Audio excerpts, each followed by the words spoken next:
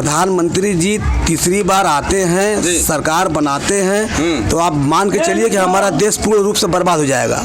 हाँ, अगर इसको रोकना है तो तुरंत में लोगों को, जनता को वोट बिल्कुल विपक्ष में देना चाहिए, वो चाहे जो पार्टी हो। अमित शाह तो सबसे बड़े गुंडे हैं, उसके बड़ा माफिया कौन है? पूरे देश में कोई नहीं है जो कह देगा उसको। गृह मंत्री हैं, गृह मंत्री तो जेल हमको भेज देंगे। क्या करेंगे, हम तो ऐसे ही बोलते हैं। हम कह रहे हैं सारा देश अगर चोर है तो खाली मोदी जी एक इकलौते साव हैं, बस इसका जवाब मोदी जी दें।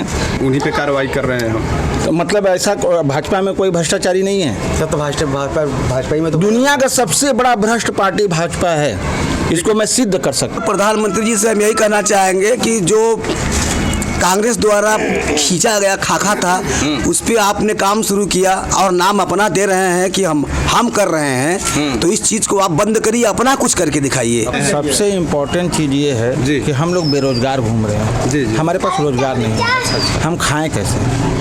उनके 5 किलो राशन देने से मोदी जी के, अगर हमारे घर का चूल्हा जल जाता है तो बताइए, दाल खाली चावल और गेहूं से हमारा घर का राशन चलेगा?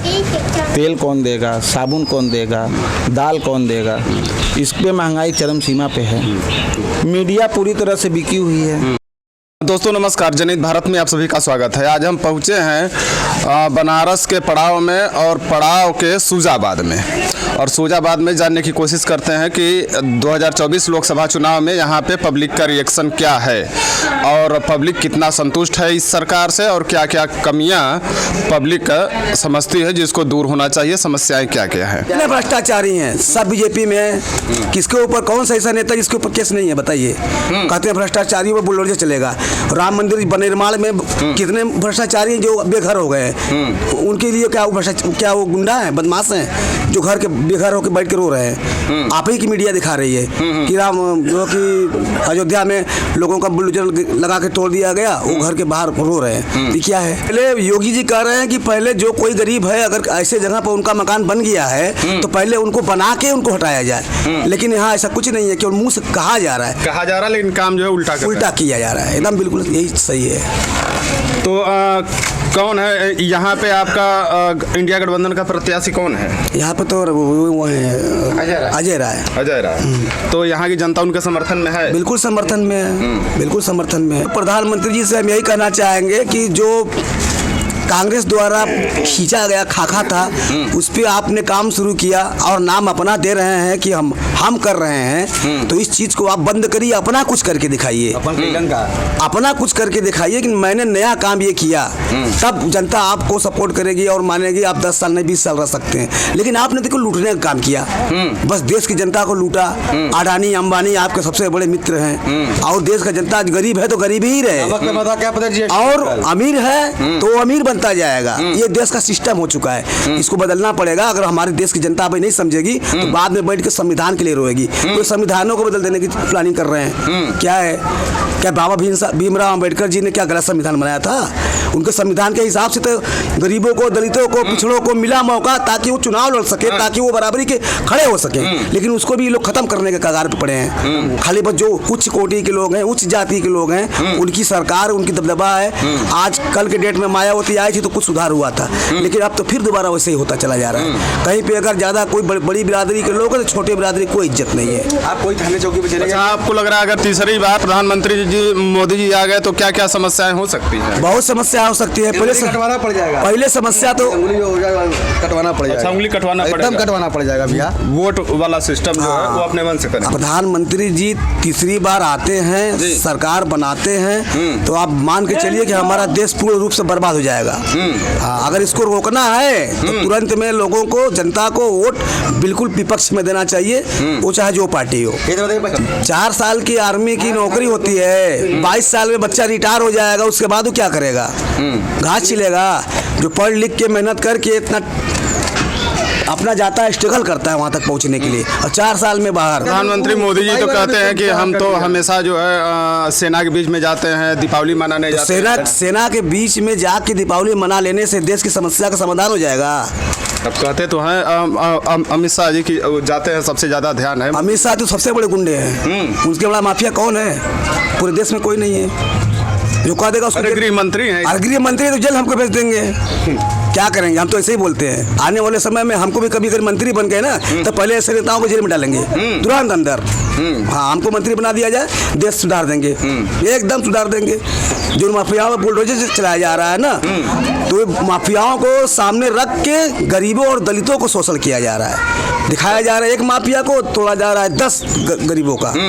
अरे जब छाट के करिए ना, अगर कोई माफिया है, सही बात है, माफिया है तो उसके साथ कार्रवाई होनी चाहिए, लेकिन कार्रवाई एक ही के साथ होनी चाहिए। अभी ये माफिया का घर है तो अगल बगल में गरीब आदमी तो वो भी गए, क्या हुआ? यीशु में रेप हुआ, क्या उनको सजा हुआ? क्या उनको साथ में सरकार ने क्या रवैया अपनाया? अभी हमारे फूलन देवी का हत्या हुआ, कहाँ है? हत्यारा घूम रहा है।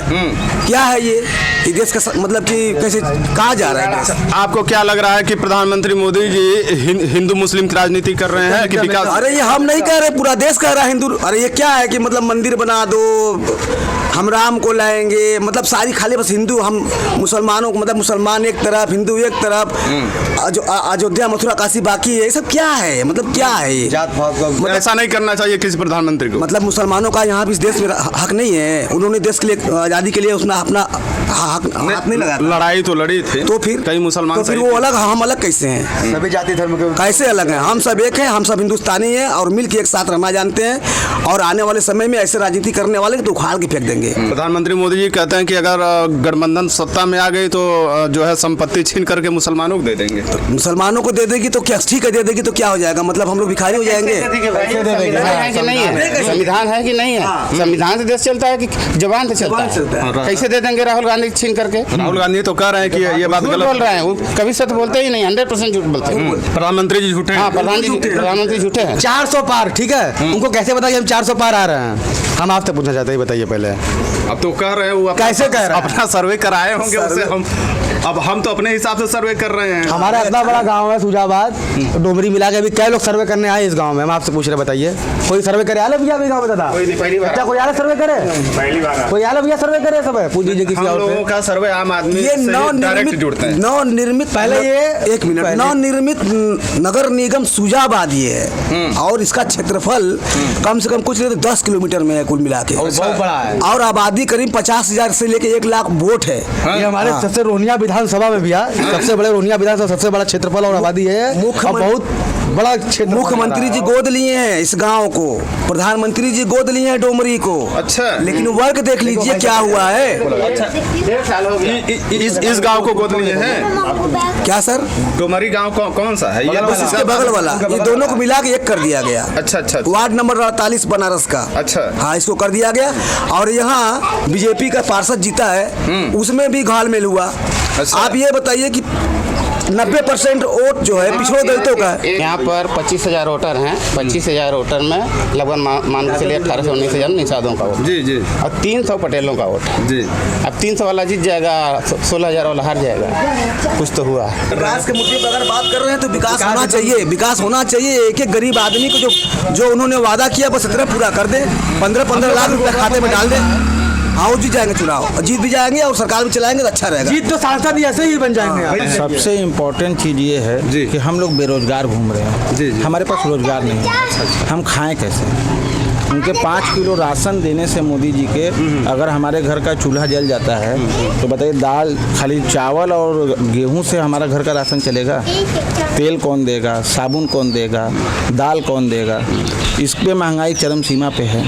महंगाई के मुद्दे पर तो मोदी जी एकदम बातें नहीं करना चाहते हैं। वो तो चुनावी रैली में सिर्फ चुनावी जुमला उनका चलना चालू है।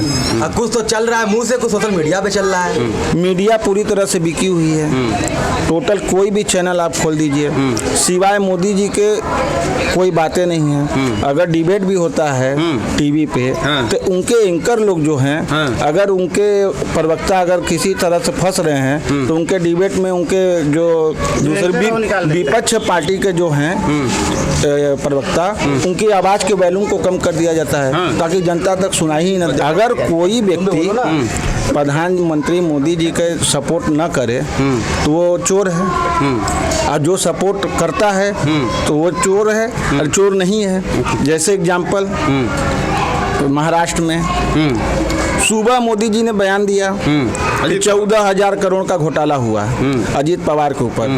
दूसर के दिन 20 दिसंबर का मैटर होगा। वो दूसर के दिन अजीत पवार उनके पार्टी में शामिल हो गए, वो गंगा जल की तरह पवित्र हो गए। उनके ऊपर कोई CID कुछ नहीं हुआ। ममता बनर्जी घोटालेबाज हैं, वो उनके में शामिल नहीं हुई तो घोटालेबाज हैं। अरविंद केजरीवाल शामिल नहीं हुए तो घोटालेबाज हैं। बताइए ये कहाँ का न्याय कोई है? साथ दे तो वो सही है, जो साथ दे रहा है वो अच्छा है, जो साथ नहीं दिया तो वो बुरा है। हम कह रहे हैं सारा देश अगर चोर है तो खाली मोदी जी एक इकलौते साव हैं। बस इसका जवाब मोदी जी दें।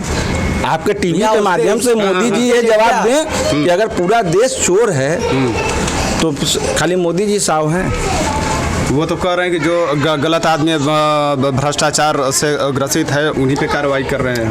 तो मतलब ऐसा भाजपा में कोई भ्रष्टाचारी नहीं है? सब तो भाजपा ही में तो दुनिया का सबसे बड़ा भ्रष्ट पार्टी भाजपा है, इसको मैं सिद्ध कर सकता। उनके गृह मंत्री अमित शाह, क्या वो भ्रष्टाचार में जेल नहीं गए थे? भ्रष्टाचार में वो जेल गए थे या नहीं?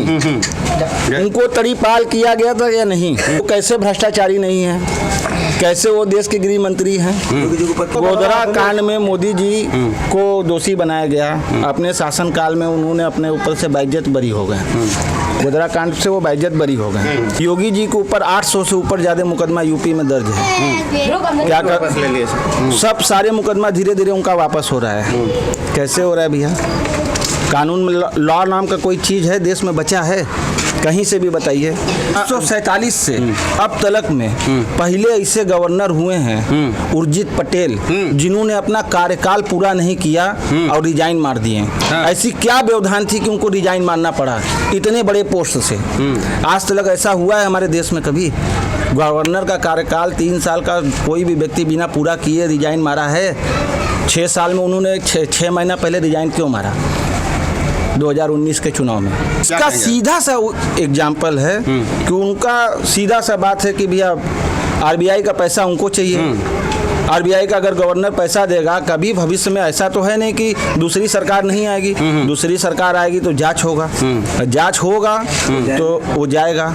तो इसलिए उन्होंने वो काम न करने से इनकार करने से बेहतर समझा कि हमको इस्तीफा दे देने में भलाई है। इलेक्टोरल बॉन्ड पे क्या कहेंगे? इलेक्टोरल बॉन्ड तो टोटल सर फ्रॉड है। देश में सारी मतलब देश के जितने पूंजीपति हैं वो सारे लोग खाली भाजपा को चंदा दे दिए हैं। कितना 6,000 कितना करोड़ रुपया का इनका बैलेंस आ गया। कंपनियां घाटे में जा रही थी, वो भी चंदा दी हैं।